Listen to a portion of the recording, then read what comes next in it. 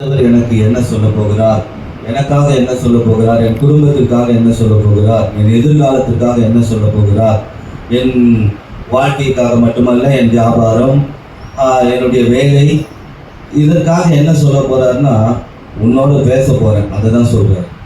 உங்களோட பேச போறேன், உங்களோட பேச போறேன். இந்த பேச்சு சரியா கேளுங்க, உங்க வாழ்க்கை மாதிரி. நீங்க யாருடைய பேச்சு கேட்டுட்டு இருக்கோம்? இன்னைக்கு உலகபூர்வமான பேச்சுகளை கேட்கும் பொழுது நமக்கு சந்தோஷம் வரும், ஆனா அது போயிடும். ஆனா ஆண்டவருடைய வார்த்தையை நம்ம கேட்க ஆரம்பிக்கும் போது நம்ம வாழ்க்கையில எதையுமே பிசாசால நம்ம கிட்ட இருந்து எடுக்க முடியும். சில தடைகள், சில போராட்டங்கள் வந்தாலும் ஆண்டவர் தன் வார்த்தையை அனுப்பி வாதையை மாற்றுகிறவராக இருக்கு. இப்ப இன்னைக்கு ஆண்டவர் உங்களோட பேச போற தலைப்பு என்னன்னா, உன்னோட பேசுகிறேன். இதுதான் தலைப்பு. அடுத்த வாரமும் இதோடைய பாகம் 2 கேட்க போறோம்.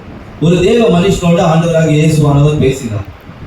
பாவம் ரொம்ப மோசமான சூழ்நிலை, ஒரு மோசமான சூழ்நிலையில ஆண்டவர் அவனோட பேசுறார்.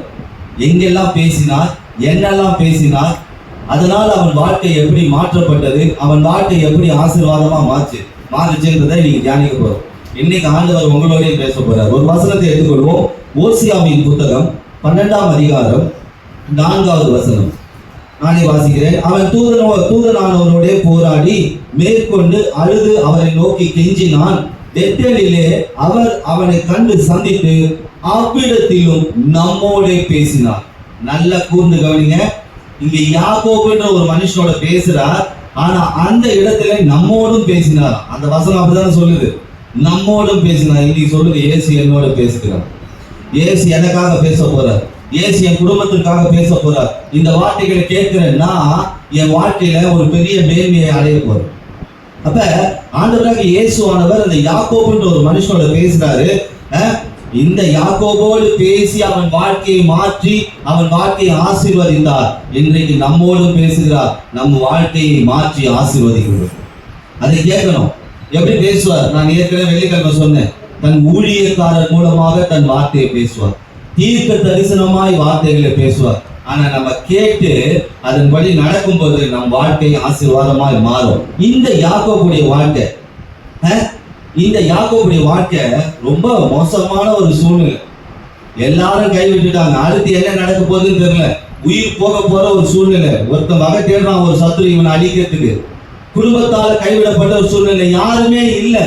அப்படிப்பட்ட ஒரு சூழ்நிலையில மனுஷங்க பேசலப்பா, நான் பேசுறவன் கூட அப்படின்னு ஆண்டவர் பேசுறார். ஒரு வசனத்தை வாசிப்போம். ஆதியாகமத்தின் புத்தகம் 28ஆம் அதிகாரம் 13வது வசனம். ஆதியாகமம் 28ஆம் அதிகாரம் 13வது வசனம்.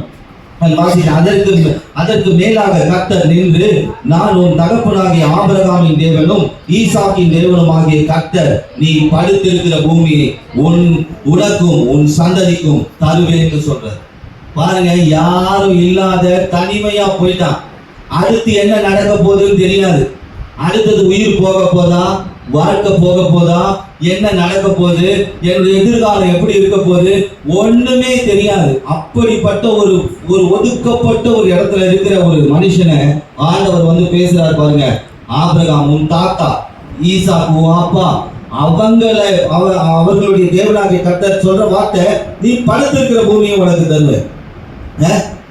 இப்ப இந்த யாக்கோபுடைய வாழ்க்கை ஒரு மரம் போல. இன்னைக்கு உங்க வாழ்க்கை மரம் போலதான் இருக்கு. நல்ல மரத்தை பாருங்க, எவ்வளவு மரங்கள் பார்த்துருப்பீங்க. மரங்களை பாருங்க. அந்த மரத்துல பாத்தீங்கன்னா இலைகள் இருக்கும்போது அந்த மரம் எப்படி இருக்கும்? அழகா பச்சை பசையில இருக்கும், இருக்குமா? ஆனா ஒரு காலம் வந்த உடனே இலைகள் விழுந்து விடும்.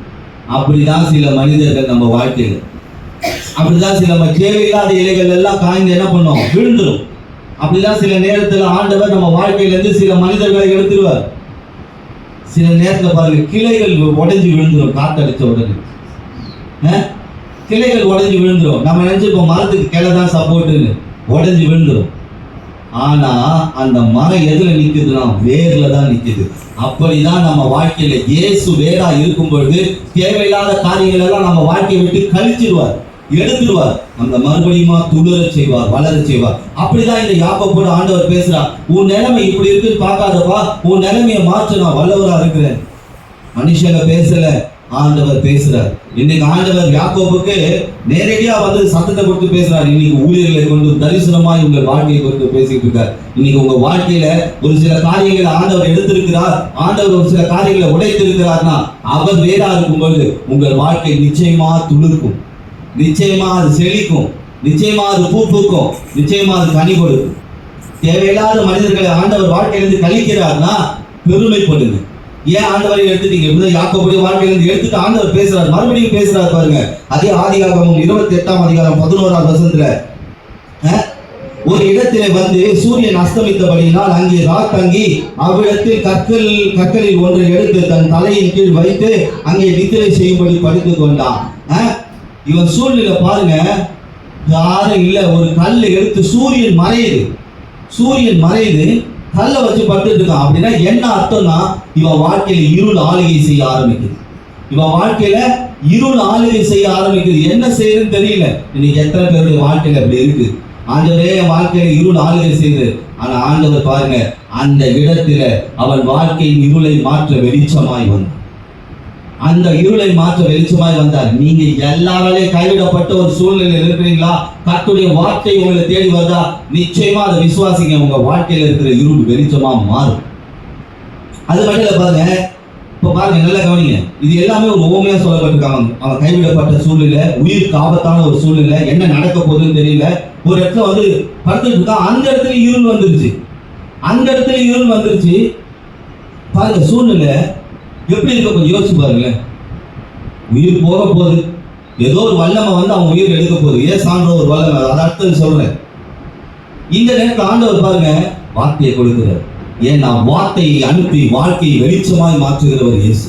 உங்களுக்கு ஒரு வார்த்தை வருதுன்னா அந்த வார்த்தையை பிடிச்சுக்கோங்க. உங்க இருள் நீக்கும் வெளிச்சம் இயேசு மட்டும்தான்.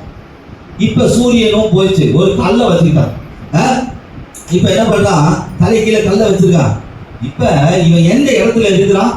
பெத்தேல், தேவனுடைய வீட்டுல தான் இருக்கிறான். ஏன்னா எந்த இடத்துல படுத்துட்டு இருக்கான்? பெத்தேல் என்ற இடத்துல தான் படுத்துட்டு இருக்கான். இருட்டாயிடுச்சு. பெத்தேல் என்றால் தேவனுடைய வீடு. இன்னைக்கு நிறைய பேர் கேள்வி இருக்கும், ஆண்டவரே நாங்க இயேசுவின் வீட்டுல தான் இருக்கேன், அவருடைய வார்த்தையை தான் கேட்கிறேன், அவருக்காக ஜெபிக்கிறேன். ஆனா சில நேரத்துல இருள் வந்துருது, சில நேரத்துல கல் வந்துருது. கல் எதை காமிக்குது? இடரல காமிக்குது. இருட்டுல கல்லுல நடந்து போகும்போது என்ன ஆகும்? சில பேர் அப்படிதான் இருள்ல விழுந்து போயிடுறாங்க, இருளான காரியங்களில் விழுந்து போயிடுறாங்க. வாழ்க்கையில கல் வந்துருச்சு, இடரல் வந்துருச்சு. இந்த கல் எதை காமிக்குது? இடரல் காமிக்குது. முதல் சூரியன் போயிடுச்சு, வெளிச்சம் போயிடுச்சு. அடுத்தது கல்லு. இந்த கல் எதை காமிக்குது? இடரலை காமிக்குது. ஆனா ஆண்டவர் சொல்றாரு பாருங்க, என்ன இடரல் வந்தாலும் சரி அந்த இடரல்களை நான் மாற்றுவேன். யாக்கோபுக்கு என்ன பிரச்சனைன்னு ஆண்டவருக்கு தெரிஞ்சிருச்சு. வீட்டை விட்டு வந்தாச்சு, போராட்டமான ஒரு வாழ்க்கை தான். இனி என்ன நடக்க போகுது தெரியாது. இருள், இப்ப இடரல், கல் வந்துருச்சு. இதுதான் சங்கீதம் 91:12 வாசிக்கிறோம். உன் பாதம் கல்லில் இராதபடி அவர்கள் இராதபடிக்கு தங்கள் கையினால் ஏந்தி கொண்டு போவார்கள். எந்த கல் உங்களுக்கு தடையா வந்ததோ அதே கல்லில் உங்களுக்கு இளைப்பாறுதல் கல்லாக மாற்ற இயேசு வல்லவராக இருக்கு. அதே கல்லை இளைப்பாறுகிற கல்லா மாற்றிடுவார். ஒரு கல் இடரலா வந்திருக்கு, அதே கல்ல அவன் தலை வச்சா பாருங்க. அப்ப இடரல்களையே மாற்றி ஆண்டவரால் ஆசீர்வதிக்க முடியும். இன்னைக்கு நான் சொல்றேன், நீங்க எந்த நிலைமையில இந்த செய்தி கேட்டுட்டு இருக்கீங்கன்னு தெரியாது, எந்த நிலைமையில வந்திருக்கீங்கன்னு தெரியாது. இந்த யாக்கோபோடு பேசுறவர் உங்க வாழ்க்கையில பேசுறார். உன் வாழ்க்கையில இருக்கிற இருளை என்னால மாற்ற முடியும், அதை ஆசீர்வாதமா மாற்ற முடியும், அதை வெளிச்சமா மாற்ற முடியும். என் வாழ்க்கையில நான் மரம் போல இருந்தேன், நிறைய இலைகள் விழுந்து போச்சு, நிறைய கிளைகள் விழுந்து போச்சு. அது எதுவுமே நிரந்தரம் இல்லாததை ஆண்டவர் உங்கள் வாழ்க்கையிலிருந்து கழித்து விடுவார். வேறா இயேசு இருக்கும்போது உங்கள் வாழ்க்கை மறுபடியும் துளிர்க்கும். விசுவாசிங்க. இந்த யாக்கோபுக்கு அதுதான் சொல்றாரு. அது மட்டும் இல்ல, அதிலே 13வது வசனத்தை வாசிச்சு பாருங்க.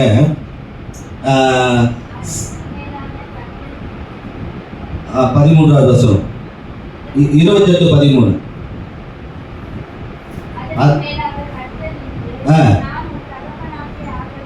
அதற்கு மேலாக கர்த்தர் என்று நான் உனக்கு தகப்பனாகிய ஆபிரகாமின் தேவனும் ஈசாக்கின் தேவனுமா இருக்கிற கர்த்தர், நீ படுத்திருக்கிற பூமியை உனக்கும் உன் சந்ததிக்கும் தருவேன். அடுத்து சொல்றாரு பாருங்க, யாக்கோபோடு பேசினவர் உனக்கு என்ன தேவையோ அதை நான் தருவேன்னு சொல்றாரு. இன்னைக்கு உங்களை பார்த்து சொல்றார், உங்கள் தேவைகளை ஆண்டவர் நிச்சயமாய் தருவார்.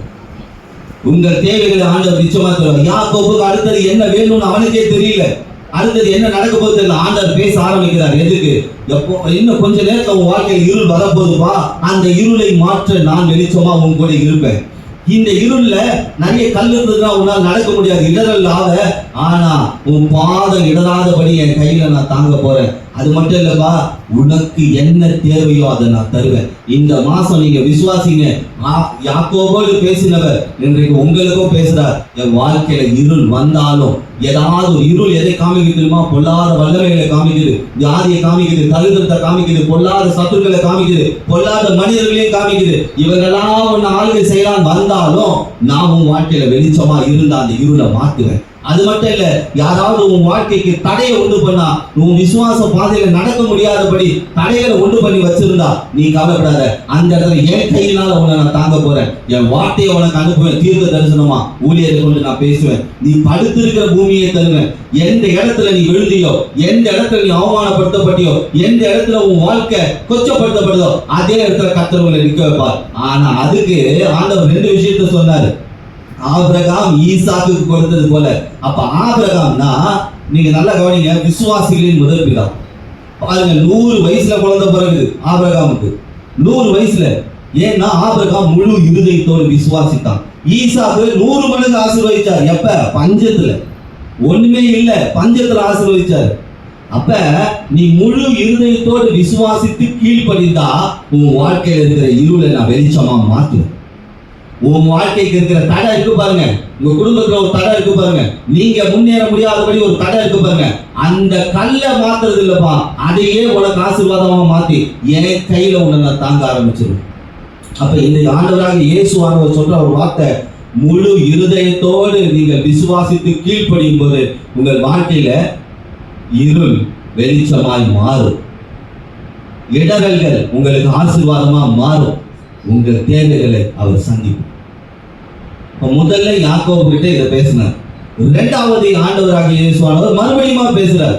பாருங்க, கொஞ்சம் யோசிச்சு பார்த்துருப்பீங்க. யாருமே என்கிட்ட பேச இல்லையே, நான் ஒதுக்கப்பட்டிருக்கேனே, என்னை ஏன் இப்படி பண்ணி வச்சிருக்காங்க, ஏன் என் வாழ்க்கையில இடரல், என் வாழ்க்கையில ஏன் இருள், கர்த்தர் ஏன் இதெல்லாம் அனுமதிச்சார்?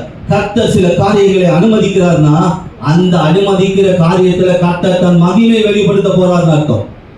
அந்த இடத்துல நான் யாரை நீ புரிஞ்சுக்க வைக்கிறதுக்கு உனக்கு ஒரு பாடம் அர்த்தம். ஒரு கடுமையான வியாதி வரும்போது எவ்வளவு மாத்திரை போடும், சரியாகாது.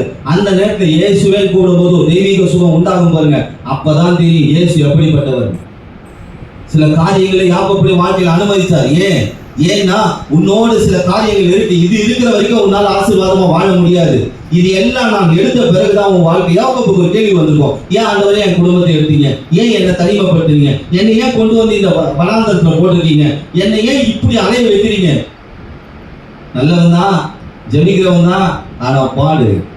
ஏன்னா கர்த்தருடைய சத்தம் கேட்கணும். இப்ப முதலாவது யாக்கோபோடு பேசினார், உங்களோடும் பேசுகிறார். உங்கள் வாழ்க்கையில் இருக்கிற இருளை வெளிச்சமாய் மாற்றும்படி, உங்கள் வாழ்க்கையில் இருக்கிற தடைகளை ஆசீர்வாதமா மாற்றும்படி, உங்கள் தேவைகளை சந்திக்கும்படி. 2வது மறுபடியும் பேசுகிறார். ஆதியாகமம் 31ஆம் அதிகாரம் 3-13 வசனங்கள்ல கர்த்தர் யாக்கோபை நோக்கி, உன் பிதாக்களின் தேசத்திற்கும் உன் இனத்தாரிடத்திற்கும் நீ திரும்பி போ, நான் உன்னோட இருப்பேன். இப்பொழுது நீ எழுந்து இந்த தேசத்தை விட்டு புறப்பட்டு உன் இனத்தாரிடத்திற்கும் தேசத்திற்கும் திரும்பி போ என்று சொன்னார். இப்ப ஆண்டவர் மறுபடியும் பேசுறாரு. எங்க போயிட்டான் தெரியுமா? இங்க பேசிட்டாரு. இங்க இருந்து பேசணும்னா பதாமராமுக்கு போயிட்டான். யார் வீட்டுக்கு? மாமனார் மாமியார் வீட்டுக்கு. நம்பி கேட்டவன், நம்பி கேட்டவன் அந்த வீட்டுக்கு போயிட்டான்.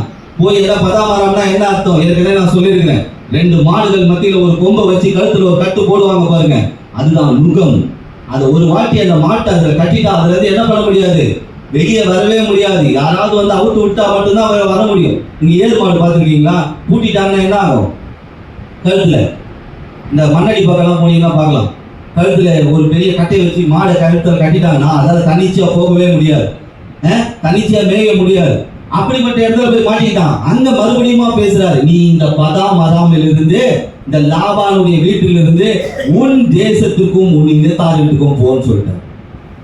அப்ப இன்னைக்கு நாம இருக்கிற இடம் தான் நம்ம சில காரியங்கள், நம்ம இருதயத்துல நுகம் இருக்கா, நம்ம இருதயத்துல இருந்து சில காரியங்கள் இருக்கு. இங்க எது சொல்றாரு பாருங்க ஆண்டவர், யாக்கோபோடு பேசி பதாமரம் இருந்து போ, பதாமரம் இந்த கழுத்துல இருக்கிற நுகம் இதுல இருந்து வெளியே வா. ஆண்டவர் சொல்றாரு உன் நுகத்துல இருந்து வெளியே வா. அப்படின்னா இன்னைக்கு நாம போய் கழுத்தை கொடுக்கறது இல்லை, நம்ம இருதயம் கட்டப்பட்டதா இருக்கு. இந்த இருதயத்தை நீ லேசாகிடு. மறுபடியுமா பிதாக்களின் தேசம் என்னுடைய இடத்துல கொண்டு வந்து நான் உன்னை ஆசீர்வதிப்பேன், என் திருச்சபையில கொண்டு வந்து உன்னை ஆசீர்வதிப்பேன். அப்ப ஆண்டவர் மறுபடியுமா யாக்கோபு கிட்ட பேசுறாரு பாருங்க. இங்க பேசினாரு, இருளை மாத்தினாரு, இடர்கள்ல ஆசீர்வாதமா மாத்திட்டாரு, தேவைகளை சந்திக்க ஆரம்பிச்சாரு. இவன் எங்க போயிட்டான்? போக வேண்டான்ற இடத்துல போய் உட்காந்துட்டான். வேற சூழ்நிலை, வேற வழி கிடையாது. அவன் நிலவரம் அந்த மாதிரி இருக்கு, போய் மாட்டிக்கிட்டான். அவன் என்ன பண்றான்? லாபான் ஏமாத்துறான். பக்கத்திலே இருந்து அப்பா யாக்கோபு. அப்படிதான் இன்னைக்கு நிறைய பேர் வீட்டுல மாமியார் மருமகள், மருமகன் மாமியார் இதெல்லாம் ரொம்ப அப்படியே அன்பா இந்த கீ மைசூர் பாக்கு மாதிரி சும்மா சல்லுன்னு உள்ள இருக்கும். அந்த மாதிரி பக்கத்திலே இந்த அன்பா, அம்மா சாப்பிட்டியா, ஐயோ நீயா அப்படின்றது. ஆனா உள்ளுக்குள்ள விஷம். இந்த லாபான் அப்படிப்பட்ட ஆளு பக்கத்திலே இருக்கிறான். இவன் அழிக்க வகை தேடிக்கிட்டே இருக்கிறான். பாருங்க. அந்த இடத்துல நீ இருந்தினா அழிஞ்சிருவப்பா. உன் இருதயத்துல இருக்கிற லாபான வெளியே அனுப்பு. ஆண்டவர் நீ சொல்றாரு, இருதயத்துல இருக்கிற லாபான வெளியே அனுப்பு. ஏன்னா இவன் அதிகமா உள்ள போனா சுகர் ஏறிடும். சாப்பிடும் போது நல்லா தாண்டா இருக்கும். சாப்பிடும் போது கீ மைசூர் பாக்கு நல்லா இருக்கும், அப்படியே சல்லுன்னு உள்ள போகும். ஆனா சுகர் சும்மா சர்றன்னு ஏறும். அந்த மாதிரிதான்டா லாபான். நீ இருக்கிற இடம் நல்லா பார்க்க உனக்கு அப்படியே ரொம்ப அருமையா இருக்கிற மாதிரி இருக்கும். ஆனா உன் வாழ்க்கைய 450, 500, அரை கிலோ அப்புறம் எறும்பு குத்து இழுத்துன்னு போற அளவுக்கு ஆயிடும்டா. நீ அங்கிருந்து கிளம்பு, அவன் கொள்ளாத வல்லமை. அப்ப இருதயத்துக்குள்ள இன்னைக்கு அதுக்கு நான் வீட்டை விட்டு கிளம்பு சொல்ல, இருதயத்துல லாபான் இருந்தா வெளியே அனுப்பிச்சிரு சொல்றாரு பாருங்க. இன்னொன்னு சொன்னாரு, உன் பிதாக்களின் தேசத்துக்கு போன்னு சொன்னார். அப்படின்னா கொஞ்சம் யோசிச்சு பாருங்க. நான் கூட இன்னைக்கு காலைல எங்க அம்மாவோட தாத்தா அவங்களை பத்தி பேசிட்டு இருந்தேன். அந்த காலத்து மனுஷங்க நல்ல மனுஷங்க, எந்த ஒரு பொய் புரட்டு இல்லாம கபடு இல்லாம வாழ்ந்தவங்க, கள்ள கபடம் இல்லாம வாழ்ந்தவங்க. அதுதான் ஆண்டவர் சொன்னார், உன் பிதாக்களின் தேசத்துக்கு போய். ஏன்னா அவங்களுடைய தேசத்துக்கு போனா அவர்கள் இடத்துல இருந்து சில காரியங்களை நீ கற்றுக்கொள். போனா அதுக்குன்னு செத்து ஆபிரகாம் கிட்ட போக முடியாது, செத்து ஈசாக்கு கிட்ட அப்பா கிட்ட போக முடியாது. அவங்களுடைய தேசத்துக்கு போனா அவங்க கிட்ட இருந்து சில காரியங்களை நீ கற்றுக்கொள். உன் வாழ்க்கை ஆசீர்வாதமா மாற நீ அவர்கிட்ட சில கற்றுக்கொள். அது என்ன? பிதாக்களின் தேசம். ஆண்டவர் அப்படி எங்க போக சொல்றாரு? சரி, லாபான வெளியே தோத்தியாச்சு இருதயத்துல இருந்து. இப்ப என்ன ஆண்டவர் எங்க போக சொல்றாரு? எடுத்துக்கொண்டு எபிரேயர் 11ஆம் அதிகாரம் 9வது வசனம். எபிரேயர் 11ஆம் அதிகாரம் 9வது வசனத்துல, விசுவாசத்தினாலே வாக்குத்தத்தம் பண்ணப்பட்ட தேசத்துக்கு போனான். யாரு? ஆபிரகாம். இந்த முற்பிதாவாகிய ஆபிரகாம் விசுவாசத்தினாலே வாக்குத்தத்தம் பண்ணப்பட்ட தேசத்துக்கு போனான். ஒன்னும் சொல்ல ஆண்டவர். ஆதியாகமம் 12ஆம் அதிகாரத்தை எடுத்து வாசிச்சு பார்த்தீங்கன்னா, நீ உன் தேசத்தையும் உன் இனத்தையும் உன் வீட்டாரையும் விட்டு புறப்பட்டு நான் காண்பிக்கும் தேசத்துக்கு போ அப்படின்னு சொல்லிட்டார். சொன்ன உடனே நான் ஏன் போனோம், நான் ஏன் கேட்கணும், நான் எதுக்கு, எனக்கு சொந்த வீடு இருக்கு, எனக்கு இங்க நிலப்புலங்கள் இருக்கு, என் ஜாதி ஜனம்லாம் இங்க இருக்கு, என் சொந்தக்காரன்லாம் இங்க இருக்காங்க, எதுக்கு நான் போனோம்? அவன் கேட்கவே இல்லை. பாருங்க, விசுவாசம். இதுதான் எங்க போக சொன்னார் தெரியுமா? கானான் தேசத்துக்கு போக சொன்னார். பாலும் தேனும் ஓடுகிற கானான் தேசத்துக்கு போ. அவனுக்கு அது என்னன்னே தெரியாது. உனக்கு என்னன்னே தெரியாது. திடீர்னு ஒருத்தர் வந்து, மகனே மகளே, நீ இதை விட்டு நீ பாலும் தேனும் ஓடுகிற தேசத்துக்கு வான்னு சொன்னோம்னு வச்சுக்கோங்களேன், அது என்னடா தேசம்? அவன் பாருங்க அப்படியே கீழ்படிதான். விசுவாசம். அப்ப இன்னைக்கு யாக்கோபு கிட்ட என்ன சொல்றாருன்னா, முற்பிதாக்களின் தேசத்துக்கு நீ போ அப்படின்னு சொன்னாருன்னா, நீ விசுவாசத்துக்குள்ள போ. நீ எங்க போ? உன்னுடைய நுகத்தை விட்டுடு, பதாமராம விட்டுடு. இருதயத்தை சுமக்கிற பாத்தியா ஒரு நுகம், இந்த பதாமராம் கட்டப்பட்ட ஒரு நிலைமை. இதை விட்டுட்டு நீ ஆபிரகாமை போல விசுவாசி.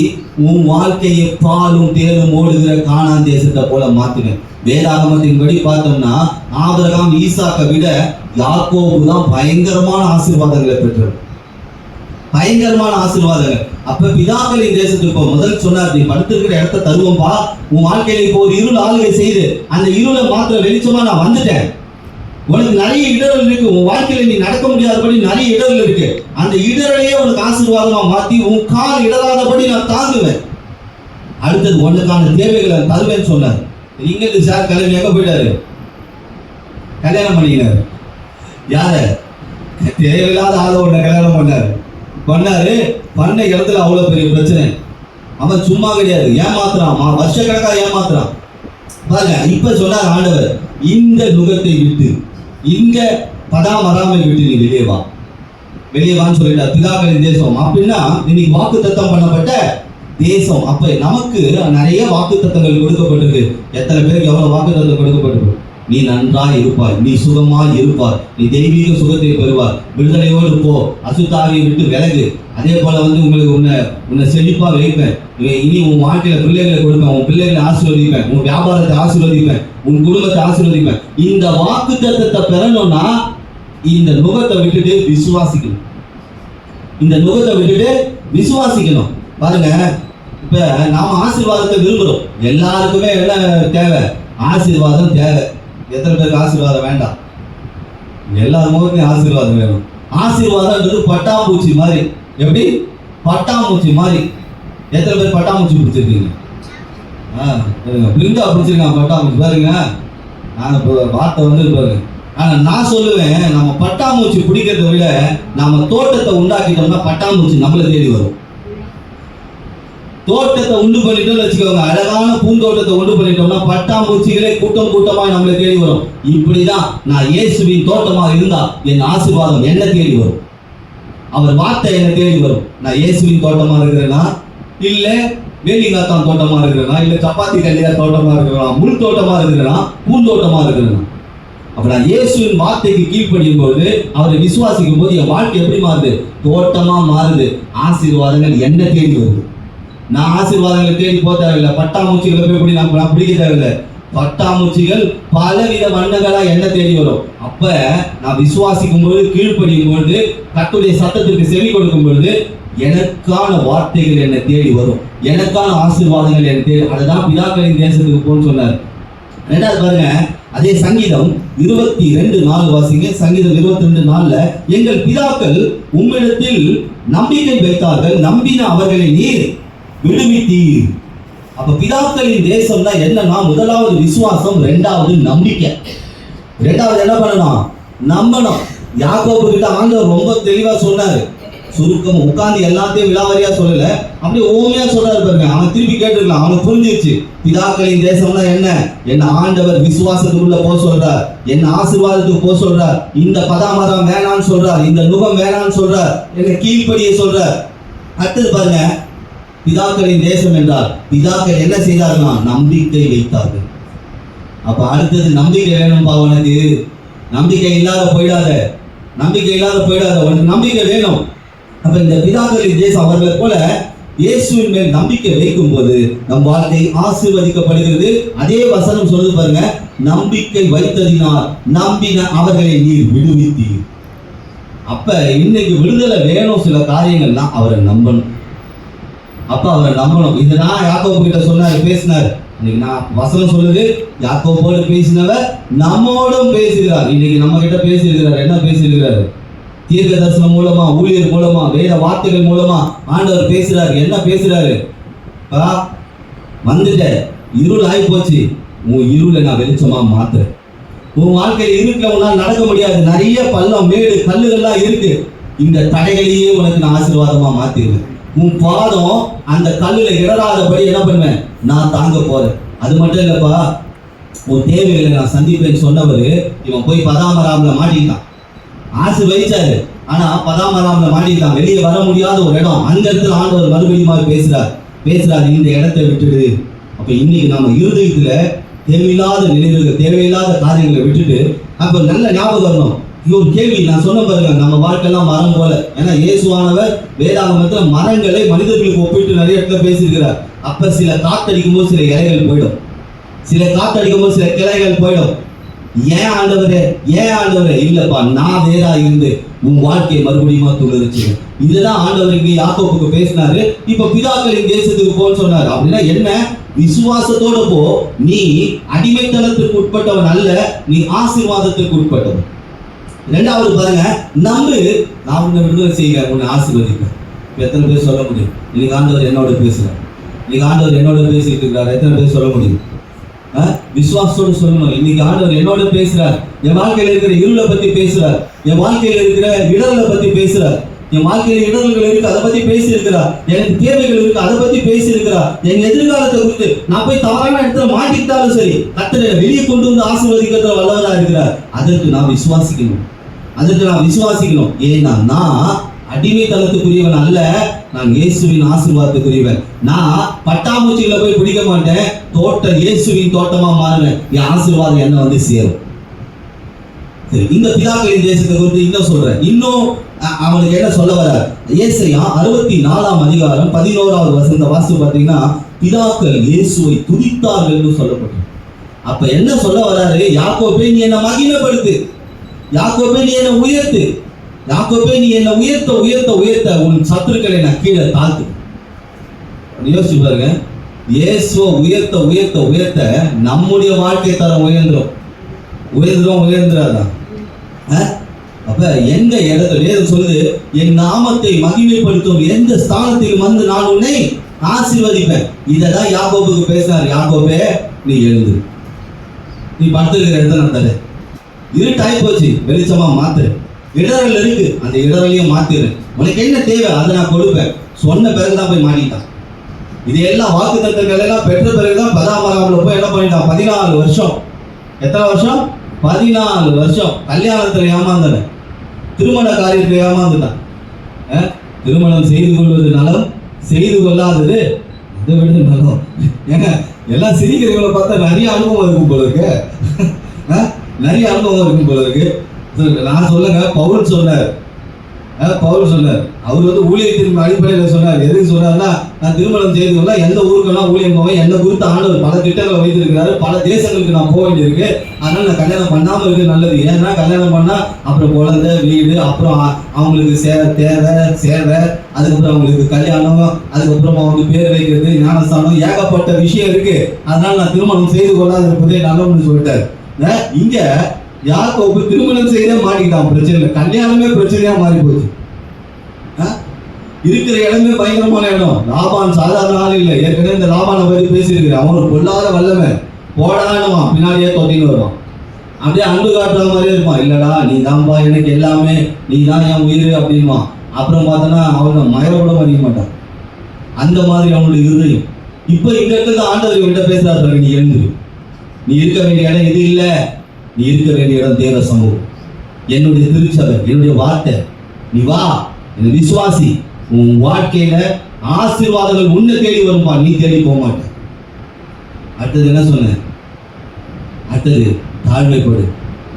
அந்த ஆண்டவர்கள் முன்னாடி நம்பிக்கை வைத்த பிதாக்கள் நம்பிக்கை வைத்தார்கள். நம்பிக்கை வைத்த அவர்கள் இன்னைக்கு என்ன செய்து விடுவிச்சார். நீ நம்பிக்கை வை, உன்னை யாரும் சிறை பண்ணவே முடியாது. அடுத்தது என்ன சொன்ன? இயேசுவை துதித்தார்கள், உயர்த்தினார்கள். என்னை மகிமைப்படுத்தி உயர்த்தும் எந்த ஸ்தானத்தில் வந்து நான் உன்னை ஆசீர்வதிப்பேன்னு சொன்னார். அடுத்தது பிதாக்களின் தேசத்தை குறித்து யோவான் 6ஆம் அதிகாரம் 31வது வசனத்துல வாசித்து பார்த்தீங்கன்னா, வானத்திலிருந்து, அதாவது பிதாக்களுக்கு ஆண்டவர் சொல்றார், வானத்திலிருந்து அவர்களுக்கு அப்பத்தை புசிக்க கொடுத்தார். பிதாக்கள் வானத்தின் மன்னாவை புசித்தார்கள். இந்த பிதாக்களின் தேசத்துக்கு போன ஆண்டவர் சொல்லிட்டாரு. அதுக்குள்ள எவ்வளவு விஷயங்கள் இருக்கு பாருங்க.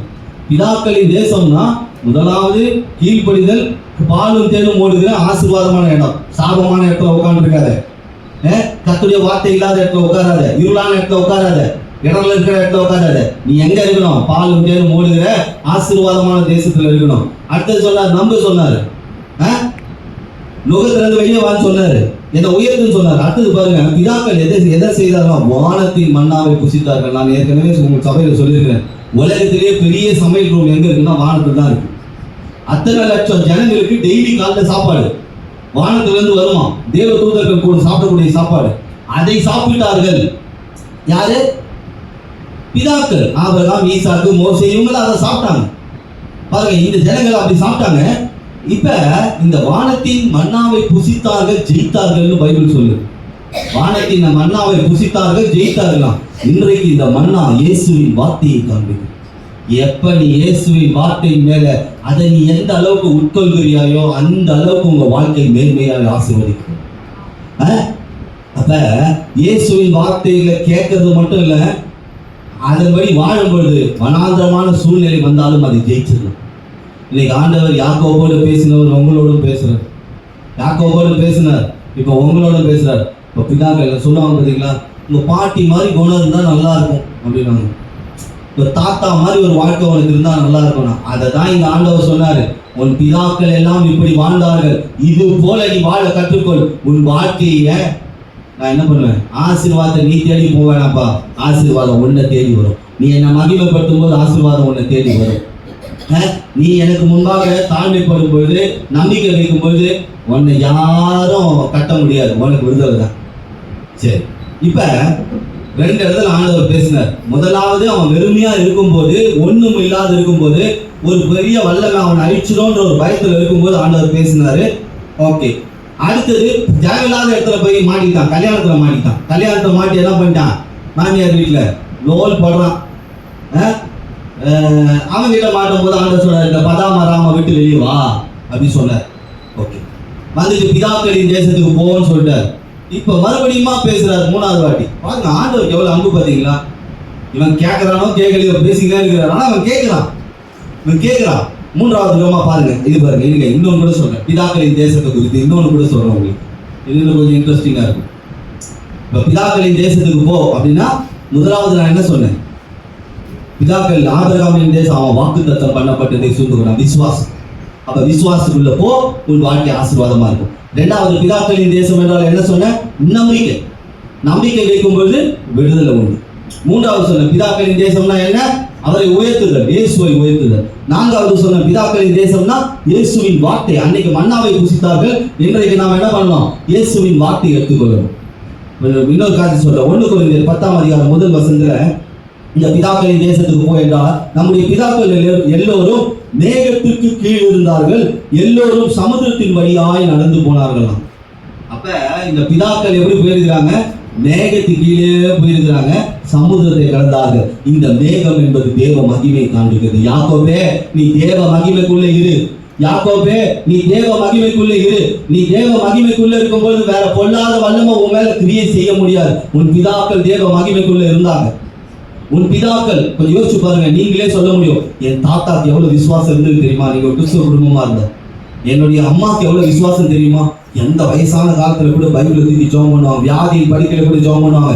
அதை தான் ஆண்டவர் யாக்கோபுக்கு சொல்றார், நீ இந்த பிதாக்கள் மேகத்தின் கீழே நடந்தார்கள், நீ தேவ மகிமைக்குள்ளே இரு, எந்த பொல்லாத வல்லமையும் உன்னை ஒன்றும் செய்ய முடியாது. செங்கடலை பிளந்தார்கள் அப்படின்னா, இந்த செங்கடல் தடையை காமிக்குது. இயேசுவின் நாமத்தினாலே தடைகளை பிளந்தார்கள். அது போல நீ என் நாமத்தினால உன் வாழ்க்கையில் இருக்கிற தடைகளை தாண்டி போவ. ஆண்டவர் சும்மா பேசுறாங்க, யாக்கோபோட பிதாக்களின் தேசத்துக்கு போன்னு சும்மா சொல்லல, சொன்னார் பாருங்க, பிதாக்கள் இப்படியெல்லாம் வாழ்ந்தாங்கப்பா, இதை நீ கற்றுக்கொள். ஏன்னா நீ சாபத்திற்குரியவன் அல்ல, ஆசீர்வாதத்திற்குரியவன். நீ இருளுக்குரியவன் அல்ல, வெளிச்சத்திற்குரியவன். நீ துக்கத்துக்குரியவன் அல்ல, நீ சந்தோஷத்துக்குரியவன். நீ சமாதானத்துக்குரியவன். நீ தரித்திரனுக்குரியவன் அல்ல, நீ செழிப்புக்குரியவன். அதை தான் ஆண்டவர் சொல்லி புரிய வைக்கிறார். பாருங்க, இப்ப இந்த தலைகள் இன்னைக்கு இந்த தேவ மகிமை எதை காமிக்குன்னா, திருச்சபைக்குள்ள கர்த்தருடைய வார்த்தைக்குள்ள நம்ம வாழ்க்கையை நடத்துறதை காமிக்கும்.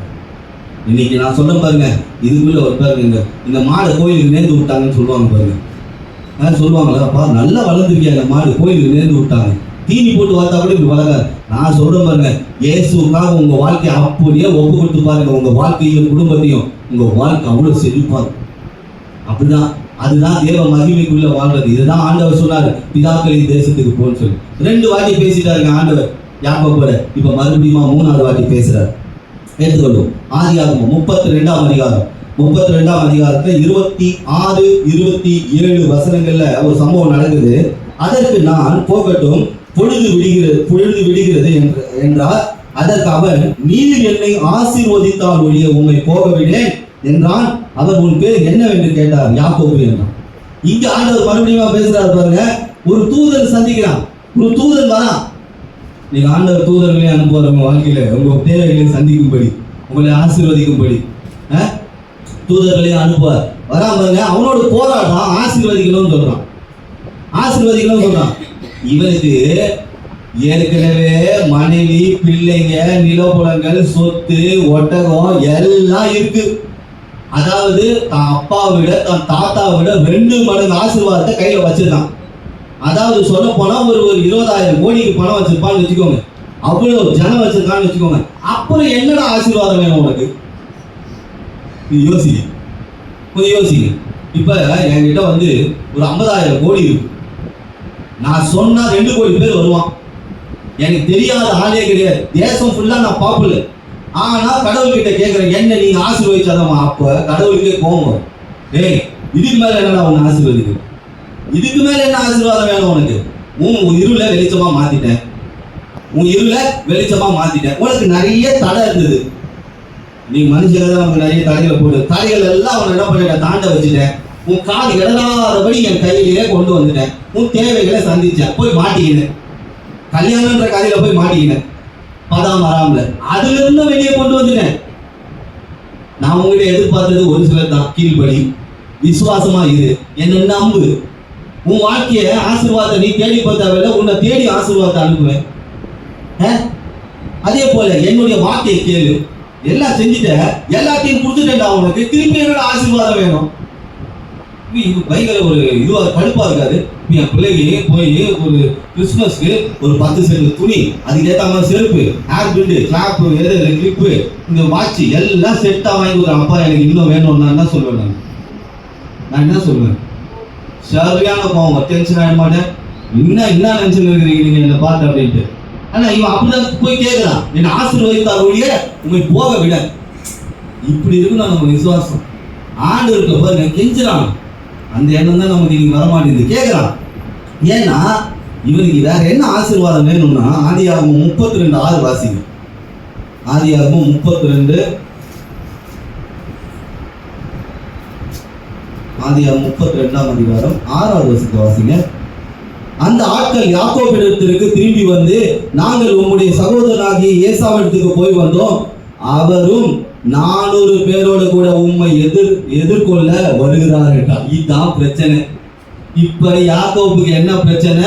ஒரு பொல்லாத வல்லமை 400 வல்லமையோடு சேர்ந்து நிக்குது என்ன அடிக்கிறதுக்கு. என்கிட்ட இருக்கிற குடும்பத்தை சாவடிக்கிறதுக்கு, என் பிள்ளையை சாவடிக்கிறதுக்கு, என் ஐஸ்வர்யத்தை காலி பண்றதுக்கு, என்னையே காலி பண்றதுக்கு. இந்த ஆசீர்வாதத்தை தான் கேட்கிறான். இந்த சத்துருவை ஜெயிக்கணும். நான் என்கிட்ட பணம் இருக்கு, ஆஸ்தி இருக்கு, அந்தஸ்து இருக்கு, மனைவி இருக்கு, பிள்ளைகள் இருக்கு, எல்லாம் இருக்கு. ஆனா இதை எல்லாம் அடிக்கிறதுக்கு ஒருத்தன் இருக்கிறான். யாரு? ஏசான்ற ஒரு வல்லமை. 400 பேரை வேற போட்டு இருக்கான். நான் எப்ப வருவேன், நான் எப்ப மாட்டுவேன், என்ன சாகடிச்சிடலாம் சொல்லி. இதைதான் அவன் யாக்கோபு கேட்கிறான். நீங்க என்ன ஆசீர்வதிச்சாதான் நான் போறேன். இப்ப எல்லாத்தையும் நான் வைக்கணும்னா, எனக்கு கர்த்தர் சகலத்தையும் கொடுத்திருக்கிறார். என் இருளை வெளிச்சமா மாத்தி இருக்கிறார், என் துக்கத்தை சந்தோஷமா மாத்தி இருக்கிறார், என் பலவீனத்தை பலம் கொடுத்திருக்கிறாரு, என் இடர்களை மாத்தி இருக்கிறாரு. இதையெல்லாம் நான் தக்க வச்சிக்க, இதையெல்லாம் காலி பண்ணதான் பிசாசு ரெடியா இருக்கிறாங்க. நமக்கு எல்லாம் வந்தவங்க தான் பிசாசு கரெக்டா வந்து நிற்கும். அதை தான் இவன் மீன் பண்ணி கேட்கிறான். எனக்கு எல்லாத்தையும் நீங்க கொடுத்துட்டீங்க, ஆனா ஒரு வல்லமை எதெல்லாம் பொறுப்பு பிடிங்கி எடுக்கிறதுக்கு ஆயத்தமா இருக்கு. இதை ஜெயிக்கணும். இந்த ஏசா அப்படின்னா என்னன்னா, பழைய பகை, பழைய குணம்னு சொல்லலாம்.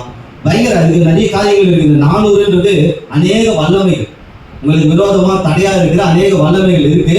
என் கையில இருக்கு. இப்ப வந்து உங்க கையில ஒரு சர்ச்சைக்கு வந்திருக்கு, ஒரு 50 லட்ச ரூபா கிட்ட வீட்டுல வைங்கன்னு சொன்னு வச்சுக்கோங்க. என்ன பண்ணுவீங்க?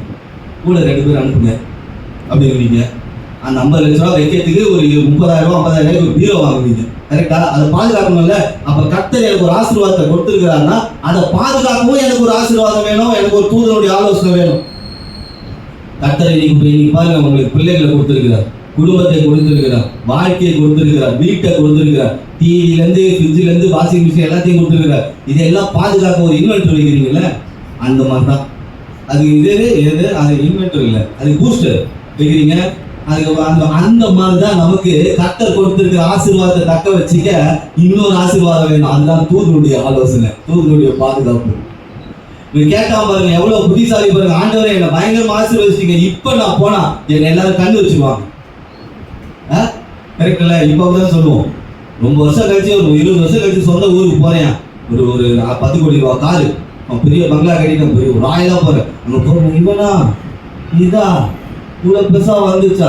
அப்ப முன்னாடி ஜெபம் பண்ணிட்டு போயிரு, ஆண்டவரே நான் போற இடத்துல ஒரு கண்ணு என் மேல படக்கூடாது, ஏன்னா உங்க கண்ணு மொத்தம் என் மேல இருக்கட்டும். இதான் இவன் கேட்கறான். நான் போறேன், என்ன வம்பு வரைக்கும் ஒருத்தர் ரெடியா இருக்கிறான். என் பக்கத்திலேயே ஒருத்தன் வீட்டோட இருந்தான் கல்யாணம் பண்ண போன இடத்துல. இப்போ ஒருத்தன் காத்துல இருக்கிறான். இதை ஜெயிக்கிறதுக்கு தான் கேட்கிறான். ஏன்னா இந்த யாத்திராகமம் 17ஆம் அதிகாரம் 16ஆம் வசனம் பாருங்க, அமலேக்கின் கை கர்த்தருடைய சிங்காசனத்துக்கு விரோதமாய் தலைமுறையால் விரோதமாய் யுத்தம் நடக்கும். இந்த அமலேக்கன் தான் காத்து இருக்கான். அமலேக்கனை பத்தி ஏற்கனவே சொல்லியிருக்கேன், அழிக்கும் வல்லவன். எப்படி அடிப்பானே தெரியாது, எப்படி வருவானே தெரியாது. எப்படியாவது வந்துருவான் குடும்பத்துக்குள்ள, எப்படியாவது வந்துருவான் வாழ்க்கைக்குள்ள, எப்படியாவது வந்துருவான் வேலையில. வந்து என்ன பண்ணுவான், அதை அழிச்சுட்டு போயிடுவான். நம்முடைய லாபத்தை அவன் நஷ்டமாக்கிட்டு போயிடும். அப்ப நமக்குள்ள வந்துட்டான், பிள்ளைங்களுக்குள்ள வந்துட்டா ஞானம் போயிடும், அறிவு போயிடும், வாழ்க்கை போயிடும். அந்த மாதிரி. ஆனா அதான் ஜெயிக்கிறதுக்கு ஆண்டவர் என்ன பண்றான், கடைசியா ஒரு ஆசீர்வாதத்தை கேட்குது. இன்னைக்கு யாக்கோபோடு பேசினவர் உங்களோடும் பேசணும். இன்னைக்கு யாக்கோபோடு பேசியிருக்கிறார். யாக்கோபு போல உங்க நிலைமை இருக்கா? துரத்தப்பட்ட ஒரு நிலைமை, கைவிடப்பட்ட ஒரு நிலைமை, இருளான ஒரு சூழ்நிலை, அடுத்து என்ன நடக்க போகுதுன்னு தெரியாது. விடறல் வேற, மிட் நைட்ல சுத்தமா வெளிச்சமே இல்லாத இடத்துல, பாறை நிறைந்த இடத்துல நடக்க முடியுமா? வாழ்க்கை அந்த மாதிரி இருக்கு. நான் ஆண்டவர் சொல்லியிருக்கிறார், ஆண்டவர் பேச ஆரம்பிக்கிறார் பாருங்க. யாரும் உனக்கு பேசலப்பா, நான் தரிசனமா சொல்றேன், நான் தரிசனமா உங்ககிட்ட பேசுறேன். ஆனா கேளு, இதை கேட்கும் போது உன் வாழ்க்கை மாறும். ஆனா அங்கிருந்து போனவன் என்ன பண்ணிட்டான், பதாமராமல மாமியார் வீட்டுல மாட்டினான். மாமனார் வீட்டுல போட்டு லாக் பண்ணிட்டாங்க. 14 வருஷம் பிள்ளை குட்டிகளோட கஷ்டப்படுறான். இன்னைக்கு இந்த மாதிரியான ஒரு சூழ்நிலை, ஏதோ ஒரு விஷயம் உங்களை பிடிச்சி வச்சிருந்தாலும் ஆண்டவர் அந்த இடத்துக்கு சும்மா இருக்க மாட்டாருங்க. வார்த்தை வரும்போது அதை பிடிச்சிக்கும். இன்னைக்கு ஆண்டவர் உங்களுக்கு ஒரு வார்த்தையை சொல்லியிருக்கிறார் பாருங்க. கடைசியா இவரோட பேர் என்னவா மாத்திட்டாரா, இஸ்ரவேல் அப்படின்னு மாத்தினார். எப்படி மாத்தினாரா, இதுவரை நீ யாக்கோபு, இனிமேல் நீ எப்படி அழைக்கப்படுவாய், இஸ்ரவேல் என்று அழைக்கப்படுவாய். இஸ்ரவேல்லாம் கடவுளோடு போராடி வெற்றி பெற்றவன் அர்த்தம். இஸ்ரவேல்னா என்ன அர்த்தம், கடவுளோடு போராடி வெற்றி பெற்றவன். நீங்க போராடிட்டு இருக்கீங்கன்னா நிச்சயமா வெற்றி உண்டு. அவர் வார்த்தைக்கு நீங்கள் செவி கொடுக்க உங்கள் வாழ்க்கையில எந்த சூழ்நிலையில போய் நீங்க மாட்டிக்கிட்டாலும் சரி, நான் கர்த்தருக்கு பயப்படுவரானால் நான் எந்த இடத்துல இருந்தாலும் கர்த்தர் என்னோட பேசுவார். குறித்த காலம் இருக்கு, தேவ தரிசனம் வைக்கப்பட்டிருக்கு. நான் குறித்த நாள் அல்ல, அவர் குறித்திருக்கிற நாள். நான் குறித்த நாள்ல எல்லாமே நடக்குது, எனக்கு சாதகமான எனக்கு விரோதமாவே நடக்குதுன்னு வச்சுக்கோங்களேன், நான் ஏன் கண்ட்ரோல்ல இருக்கேன்னு அர்த்தம். எனக்கு மீறின செயல் நடக்குதுன்னு வச்சுக்கோங்க, நான் விசுவாசத்துல இருக்கும்போது அந்த ஆண்டவரோட கண்ட்ரோல்ல இருக்கேன்னு அர்த்தம். இப்ப சொல்லுங்க, உங்க கண்ட்ரோல்ல நீங்க இருக்கீங்களா, ஆண்டவரோட கண்ட்ரோல்ல இருக்கிறீங்களா? இது ஆண்டவரோட கண்ட்ரோல்ல இருக்கு. நாம் எழுந்து நின்று ஒரு நிமிடம் செபித்து திருப்பதிக்கு நேரம் கடந்து செல்ல போகிறோம். யாக்கோபோடு பேசுறீங்க, நீங்க எனக்காக பேசியிருக்கிறீங்க, என் குடும்பத்துக்காக பேசியிருக்கிறீங்க, என் பிள்ளைக்காக பேசியிருக்கிறீங்க, வேலைக்காக பேசியிருக்கிறீங்க, எதிர்காலத்துக்காக பேசியிருக்கிறீங்க. யாக்கோபோட வாழ்க்கையில ஆண்டவர் பேசின வார்த்தை இன்னைக்கு என்னோட வந்திருக்கு. ஒரு இருள் சூழ்ந்தது, யாக்கோபுடைய வாழ்க்கையில ஒரு இருள் சூழ்ந்தது. அந்த இருள் சூழ்ந்த நேரத்தில் இயேசுவே வெளிச்சமாய் வந்தார், பேசினார். யாக்கோபே, இனி நீ இருளுக்குரியவன் அல்ல, வெளிச்சத்திற்குரியவன். உன் பாதையில உன் வாழ்க்கையில அநேக இடரல்கள், ஆனால் உன் பாதம் கல்லில் இடராதபடி உன்னை பாதுகாக்கும்படி என் கரத்தினால உன்னை நான் ஏற்றிட்டு இருக்கேன். அந்த கல்லையே உனக்கு நான் ஆசீர்வாதமா மாற்றுவேன். எனக்கு கீழ்ப்படி. ஆபிரகாமுடைய விசுவாசம் கீழ்ப்படிது, முழு இருதயத்தோட விசுவாசி. ஈசாக்கு கீழ்ப்படிதான். நீ கீழ்ப்படிந்துப்பா, விசுவாசுப்பா, உனக்கு உண்டானதை நான் தருவேன். உன் வாழ்க்கையை நான் மாற்றுவேன். நீ மாட்டிக்கொண்டு இருக்கிற பதாம் வராமல் வெளியே வா. உன் இருதயத்துல பதாம் வராமல் இருக்குமானால், நுகம் இருக்குமானால் அதை உடைத்து போடு இயேசுவின் நாமத்தினால. நீ பிதாக்களின் தேசத்துக்கு போ. ஆபிரகாமின் ஆசீர்வாதத்துக்குரியவன் நீ. ஆபிரகாம் விசுவாசித்தான், அதுபோல நீ முழு இருதயத்தோட விசுவாசி. ஆண்டவரே, நான் நீ பேசின வார்த்தை ஒவ்வொன்றும் என் குடும்பத்திற்காக இருக்குது. பிதாக்கள் நம்பினார்கள், நீ நம்பிக்கை வைத்து பார், உன் வாழ்க்கையில் ஒரு விடுதலை உண்டாகும். எதில் சிக்கிக் கொண்டிருக்கிற எந்த காரியம் உன்னை சிக்க வைத்திருக்கிறது, வியாதியா, கடனா, மனிதர்களா, பொல்லாத வல்லமைகளா, அசுத்த ஆவிகளா, நீ நம்பிப்பார். பிதாக்கள் நம்பினார்கள், அவர்களை நீ விடுவித்து அதுபோல ஒரு விடுதலை உண்டாகும். பிதாக்கள் இயேசுவை மகிமைப்படுத்தினார்கள், அதே போல் நான் இயேசுவை மகிமைப்படுத்த உயர்த்த என் போராட்டங்கள், என் பிரச்சனைகள், என் அவமானங்கள், நிந்தனைகள் தாழ்ந்து போகும். அதே போல என் பிதாக்கள் மன்னாவை உண்டார்கள், நான் இயேசுவின் வார்த்தையாகிய மன்னாவை அனுதினமும் எடுத்துக்கொள்ளும் பொழுது என் வாழ்க்கையில ஒரு பெரிய அற்புதம் நடக்கும். வனாந்திரம் வந்தால் அதை நான் ஜெயிச்சிருவேன். பிதாக்களுடைய வாழ்க்கையில் அநேக காரியங்கள், அவர்கள் மேகங்களுக்கு கீழே நடந்தார்கள், சிகரங்களை பிளந்தார்கள். அதுபோல் நான் தேவ மகிமைக்குள், திருச்சபைக்குள், அவருடைய வார்த்தைக்குள், உபதேசத்திற்குள் என் வாழ்க்கையை நடத்தும் பொழுது எனக்கு தடையாய் எப்படிப்பட்ட செங்கடல்கள் வந்தாலும் அது தானாய் வழி விடும். யாக்கோபோடு கடைசியாய் பேசின ஒரு வார்த்தை, யாக்கோபு கெஞ்சினான், எனக்கு எல்லா ஆசீர்வாதத்தையும் ஆண்டவரே நீர் கொடுத்து விட்டீர், ஆனால் என்னை அழிக்கும்படி ஒரு வல்லமை காத்திருக்கிறது, அது 400 பேரோடு சேர்ந்து இருக்கிறது. ஆனால் ஆண்டவர் அந்த இடத்துல ஒரு ஆசீர்வதித்தார். அந்த ஏசாவின் கைக்கு தப்புவித்தார், அந்த பொல்லாத வல்லமை கைக்கு தப்புவித்தார், அவனை ஆசீர்வதித்தார். நீ இனி இஸ்ரவேல் என்று அழைக்கப்படுவாய் என்று சொன்னார். போராடி ஜெயித்தவன், கடவுளோடு போராடி வெற்றி பெற்றவன் என்று. இனி நீ வெற்றி பெற்றவன், தோல்விக்குரியவன் அல்ல. ஆனால் ஆண்டவர் உன்னிடத்தில் எதிர்பார்ப்பது முழு இருதயத்தோட விசுவாசம், கீழ்ப்படிதல். நீ செய்து பார், உன் வாழ்க்கையில நீ எப்படிப்பட்ட சூழ்நிலை அகப்பட்டு கொண்டாலும் நான் வந்து உன்னோட பேசுவேன், கரிசனமா பேசுவேன், வார்த்தையோடு பேசுவேன், உன் வாழ்க்கையை மாற்றும். யாக்கோபோடு பேசினவர் என்று நம்மோடு பேசியிருக்கிறார். இந்த வார்த்தையை கேளுங்க, நிச்சயமாகவே உங்கள் வாழ்க்கையில வெற்றி பெறுவீர்கள். இயேசுவின் நாமத்தில் உலகத்தை ஜெயிப்பீர்கள். செய்தி கேட்ட ஒவ்வொரு பிள்ளைகளுடைய வாழ்க்கையில் கர்த்தர் பேசியிருக்கிறார். நீங்க காரியங்கள் அகப்பட்டிருக்கிறார், கர்த்தர் வெளியே கொண்டு வந்து ஆசீர்வதிக்க போவதற்காக நன்றி. கர்த்தர் இந்த வார்த்தையின் வழியா இந்த பிள்ளைகளுடைய வாழ்க்கையை ஆசீர்வதிப்பீரா. இயேசுவின் நாமத்தால் ஜெபித்த இந்த பிள்ளைகளை ஆசீர்வதிக்கிறோம் பிதாவே. ஆமென். Praise God.